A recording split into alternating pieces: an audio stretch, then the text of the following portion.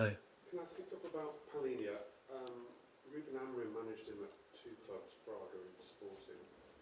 Did you pick up the phone to Ruben at all when you were doing your due diligence on Palhinha before signing him here? No, not true. No, No, other references. fair enough. Yeah. Where did you go for references? Are you able to say? Yes, I can think I went to assistant coach from Fulham. Yeah. And I don't know whether you saw the Carragher analysis on him on Monday Night Football. He did a big analysis on the game. No, say it again. Sorry. I don't know whether you saw the Carragher analysis of Palhinha on Monday Night Football. No. Because a big thing about his lack of line breaking passes, so he just basically passes sideways. There's been some talk around Palhinha that everyone knows his strengths and what he gives the team. Do you have to accept that you miss something attacking with him, or can he do that? I think every player have strengths and weaknesses. I think Palhinha has been, in many ways, extremely good for us. Exactly what we needed. I think he's been a big part of make the team more competitive, I would say, and solid, and not only when the sun is shining, but also on a rainy day. And there's unfortunately a few rainy days in the season, or 30 minutes, or tough games where you need players that you 100% can rely on, that do the job, defend fantastically, and I think that, and also bring that competitive attitude to the squad and the players, his teammates. I think he's our second top scorer, which is not bad either. So he does something good offensively. Maybe he's not playing the most balls through the lines compared to other midfielders, but that's not his role. If you want one that can do everything, there's very, very few of them out there. So you need to try to build the team so we have a little bit of everything in it, and that's what we're trying. So in general, I'm very happy with Xiao. And what about him with Bentancur? Is that mix something that can evolve more, or do you see them as a good partnership in there? Yeah, I think they've done, I must say, well in a lot of games. I've been happy with that. I think it's one thing is that partnership. It's also what is the four players in front and what is the structure we have in general in the team that we need to constantly build on. But in general, I'm happy with both players' performance. I think they have been two of the how can I say stable performers so far this season. Just last one. Would you be keen to take up his option? I think we are very happy with Xiao right now in every aspect. What will happen in the summer, we will need to see in the summer. Right now, I'm 3 months into my time here, and we are building something, and I'm very happy with Xiao. Tom. Hi Thomas. Hi. Back to Brian from Boomer. Yeah. You've developed a lot of players over the years, but maybe he's the most impressive example where you've taken from in the Championship to a 20-goal forward in the Premier League. Can you sort of explain a bit about how you worked with him and how you improved him, and what you can take from that when it comes to working with someone like Brennan Johnson here? I think, of course, it's a lot of it is also down to Brian's mindset and how he works with a lot of things himself, because the player is the player that they need to be willing to work hard to develop every single day through good times and tough times. We always say that, but I think worked a lot over the years with him and the other coach as well, with how we develop his, I can say, goal scoring abilities. The first season he came in, I think he scored 16, 17 goals. It was incredible coming from Ligue 2 in France and going straight into the Championship. So there's a lot about over the years how he's arriving in the box, how he's finishing, but also his more consistency in the hold-up play, so didn't lose too many easy balls. And there was probably a little bit on that mental side of it, to be consistent, don't be too frustrated if it doesn't go too well. And right now I think he's close to not the perfect player, but a complete winger in many ways. He got pace, he can dribble, he can cross the ball, he can score goals, he can arrive on the last line. He works incredible hard. He is, he's a good team player. So yeah, decent player. Using that example of how to develop your own players now. Yeah, I would say that's what I try to do through all my years in football. Of course, I know it's about winning and put a team out there that can win. But my mindset has always been to develop people. So that's what I try to do with the players we have here, together with the very, very good coaching staff we have. And how I do it is, try to have a positive approach to it. Of course, sometimes we need to be a little bit more firmer in spells, but it's about development. It's about, let's say, Brandon, how does he be more positive? What is his position when we build up? How does he arrive in the box? How is his linker play? Does he work hard enough? And that's conversations, that's a video clip, that is feedback, but it's constant feedback day in, day out. I know you don't read the press or follow what the sort of narrative about Tottenham at the moment, but one of the debates has been about Brennan Johnson. He was obviously top scorer last year, scored a goal in the final, and a lot of question marks about how he fits in to the Thomas Frank era. He obviously had a mixed night the other night, scored a brilliant goal, got sent off though as well, perhaps harshly. What do you view as his role in your team going forward? Not only positionally, but also responsibility. I think first of all, I got 20 players, so I can only play 11. Then we need some that need to come off the bench, and I say this year we hope to play more than 60 games, so that's a lot of games. That's one thing. In Brenner's case, I think he very aware of all his strengths. Also, he started the season well by starting, I can't remember what it was, definitely a few, 3 or 4 games, scored against Burnley and against Man United. And every single time he then comes in, then he scores against Doncaster, then he scores against Copenhagen. So I think he got something that is extremely important, the ability to score goals. That's quite good. And then arriving in the box and also on the counters, I think that's a super strength of his.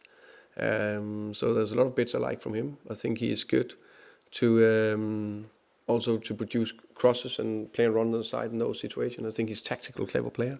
I think he's a good player. And just lastly, back to Solanke.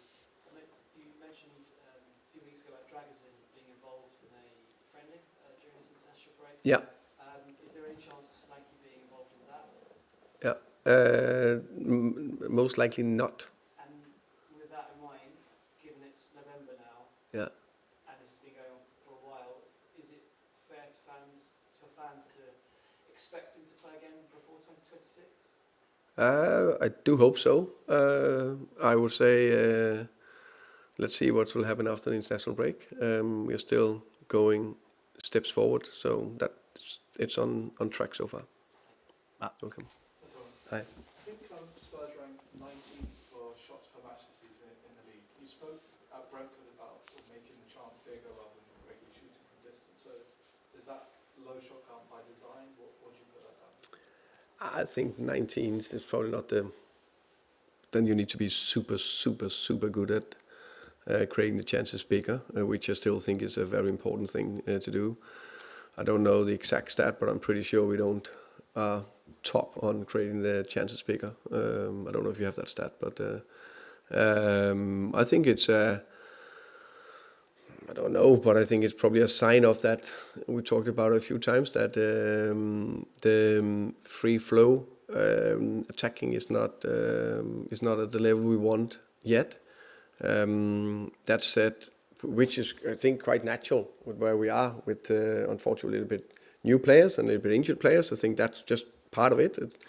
No excuses. It's up to me to do what we can to make sure we put a competitive team out there, while we keep adding those layers to be more able to create more shots and also, but especially high quality shots.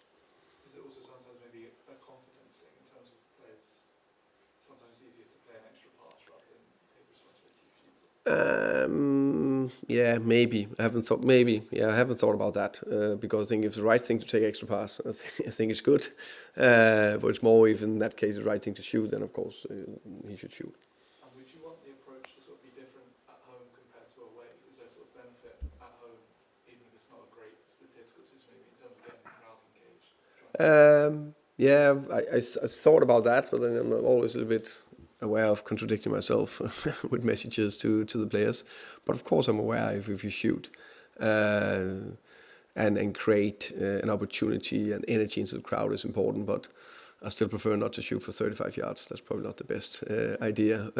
But in good positions, in balance, I think it's a good idea. Tom, and then finish with John, please. Thomas, you speak so highly of Boomer. Would you like to sign him in the summer? He's a very good player. He's playing for Man United, and I'm very happy for him. Just looking at the table at the moment, there's 3 points between 3rd and 11th. How many teams do you think this season are sort of going to the top 4? Good question. I don't know. I think it's. I think in general, I think the Premier League this season is probably the most competitive Premier League I've seen. This is my 5th year here, and every team is just so even. There's so little between the teams. If I see the other games, I'm thinking, rival little between. I heard Slot talk about his Villa game. Small margins in that game as well. It is the smallest momentum change in games. It's not. It's very, very competitive. Do you think that idea that the big 6 that we sort of got used to for so long is now completely out the window? I definitely think I've said that also last couple of years. I think there's been, the traditional big 6. I think Newcastle is in there around the top 7. I think Villa is up there. Then that's suddenly 8. And then there's teams that have done fantastic over last year. Let's say Brighton, now Bournemouth also. So it's very, very competitive. And then it is just a different beast when you want to be up there to play Europe and compete in the league. I was going to say, with that in mind, how much of an advantage is it for a team like Man United where they don't have European competition as legal? No doubt it's an advantage. No doubt. I said from the beginning we want to be able to compete in both, because that's if we want to get where we want to be, we need to be able to perform in Champions League, Europa League, and still top perform in the league. There's no two ways about it. That's for the fans, the status, the money, everything what we want, achieve, ambitions. But to have a week to prepare for a game, to have the freshness, that means something. And Spurs lost a lot of games last season. Actually, they won 4 out of 4 against Man United. When we go back and look at those games, Europa League final, for example. Yeah, we watch. I think it's.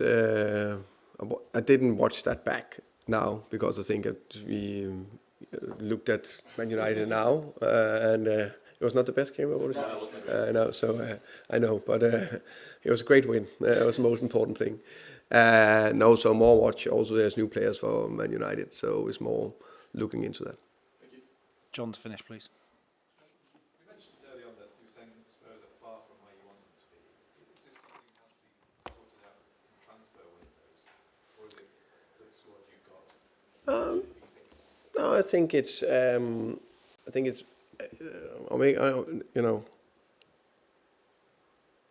there's two things.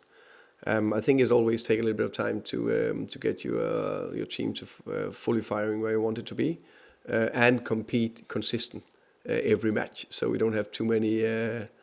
Let's say we lost to Chelsea, but it was a much better performance. Okay, then probably a lot of people will be disappointed or whatever critical questions. But for me, it was the performance is the most important thing. Because can you have consistent performances, then you just know you can turn things around better. So for me to be consistent in every game-ish, playing in, how can I say, be even more clear in the offensive part of the game. I think to compete on the defensive side, I think we ticked it quite well. And then of course, I think every coach wants a fully fit squad. To select from when you want to put a competitive team out there. I think that's no complaints. I know we will have I know we'll do well tomorrow against Man United, but it's quite good to have all your good players available compared to not. Does that mean that you also need some Thomas Frank signing? Thomas Franks? I think, as I said at the beginning, I think we had a good squad. So I like to see first and foremost with the players we have here fully fit and available, ready. I think that's the most important thing. Finally, what did you make of that final, the UEFA final, when you were watching it as a neutral?